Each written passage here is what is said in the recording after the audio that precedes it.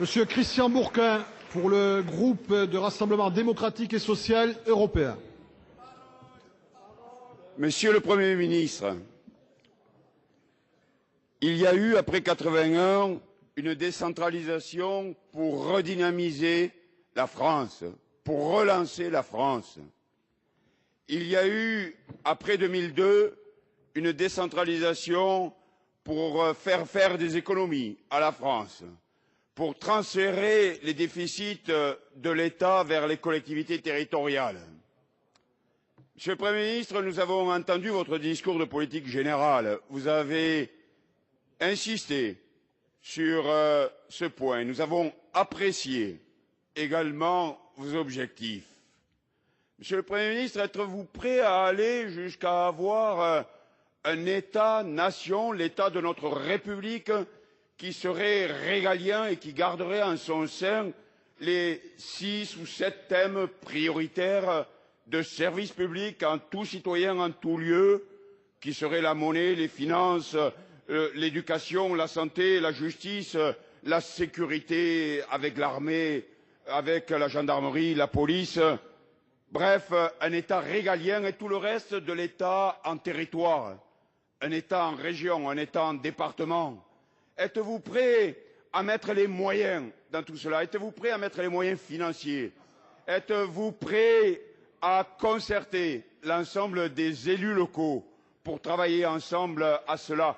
Êtes-vous prêt à aller à transférer et à mettre en place un pouvoir régalien, autonome, en territoire, comme ça a été fait dans des pays comme l'Italie, l'Espagne et d'autres d'Europe?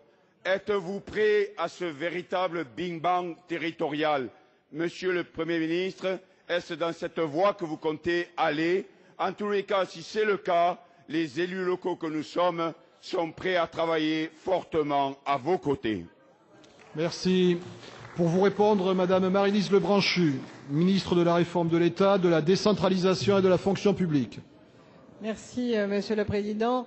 Mesdames et Messieurs les sénateurs, Monsieur le sénateur Bourquin, le Premier ministre a eu effectivement dans son discours de politique générale des phrases fortes qui nous ont tous marqués et il a rappelé aux uns et aux autres l'importance effectivement de la décentralisation et de la réforme de l'État comme les piliers du pacte de confiance que nous pouvons écrire pour le XXIe siècle. Pas de texte précis n'existe naturellement aujourd'hui et vous avez raison de parler de concertation. C'est d'autant plus important de le dire ici que l'exécutif, sous l'autorité de notre Premier ministre, attendra les résultats des États généraux qui se concluront par une grande rencontre que le président du Sénat et l'ensemble des sénateurs organisent à l'automne. Et pour nous, il n'est pas question d'anticiper ces conclusions, mais de les attendre pour parler justement de la grande question de l'adaptation des normes à la diversité territoriale. Ici, au Sénat, vous faites régulièrement des propositions importantes dans vos rapports.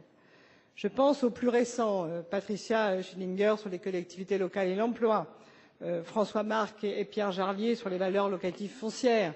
Je ne parle pas volontairement du rapport d'Anne-Marie Escoffier sur les conséquences de la taxe professionnelle, puisqu'elle n'a pas eu l'heure de le présenter parce qu'elle est rentrée à mes côtés au gouvernement sous l'autorité de Jean-Marc Ayrault. Ces rapports doivent inspirer l'exécutif. Et nous voulons engager avec l'ensemble des associations d'élus une concertation sur le fond. Effectivement, vous avez raison. On peut écrire ensemble, avec vous, les sénateurs, et après vos mois de travail engagés, avec l'ensemble des associations d'élus, avec les citoyens, mais aussi avec la fonction publique d'État, la fonction publique territoriale et la fonction publique hospitalière, qui attendent de nous qu'on redise les grandes missions régaliennes de l'État, mais qui attendent de nous aussi qu'on parle de l'importance de l'action publique sur les territoires.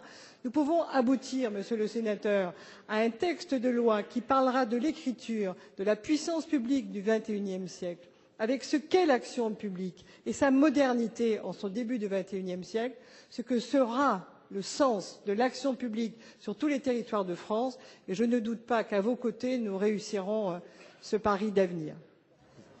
Merci.